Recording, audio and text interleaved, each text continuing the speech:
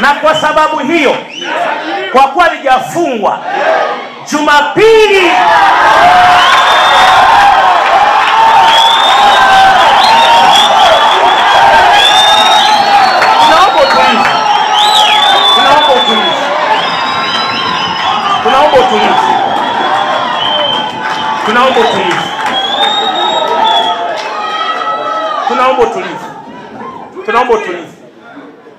Naomba utulivu. Na kwa sababu kanisa letu halijafungwa, ila kwa sababu ya hofu iliyoingia waumini wetu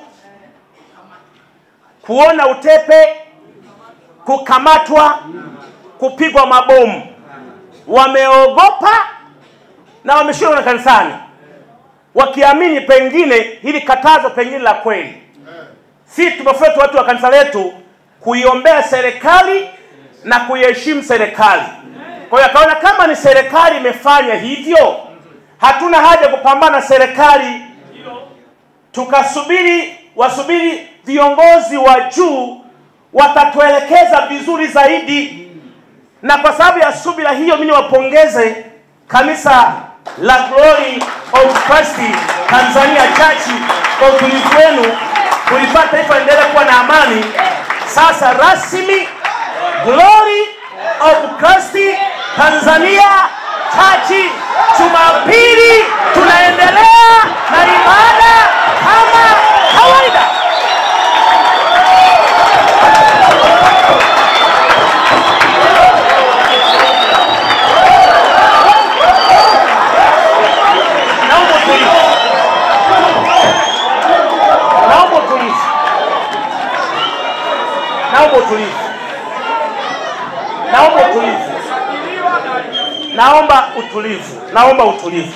Naomba utulivu ndugu zangu.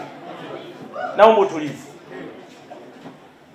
Haya yote ambayo yameleta sintofahamu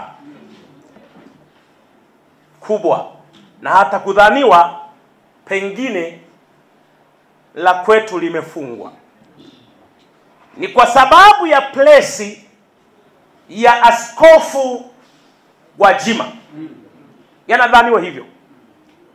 Na mimi hata nitoe wasiwasi hiyo, kwa sababu wasihusishe plesi ya Askofu Gwajima na kanisa letu.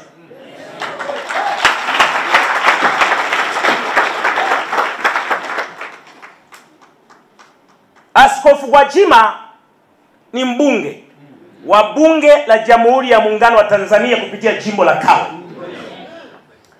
Askofu Gwajima ni mwanachama wa Chama cha Mapinduzi. Askofu Gwajima ni mneki. Na Askofu Gwajima pia ni askofu. Kwa naamini kama ingekuwa ni sababu ya yeye kukemea utekaji, nadhani wangeanza na kufukuza wanachama wa CCM kwanza.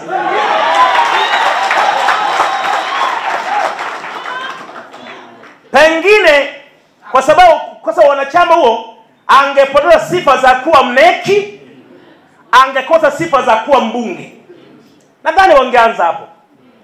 Siamini kwamba wanaweza kuyaacha haya yote wakakimbilia kulionea kanisa. Siamini hicho kitu. Siamini.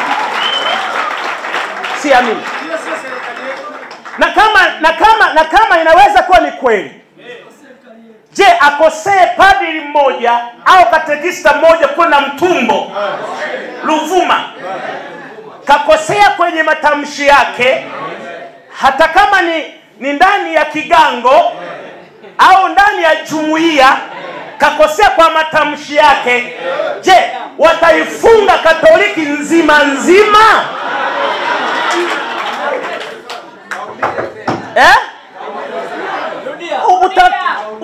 Yani narudia kusema hivi, watu wanakosea, wanaweza ukosea, na sheria ziko wazi.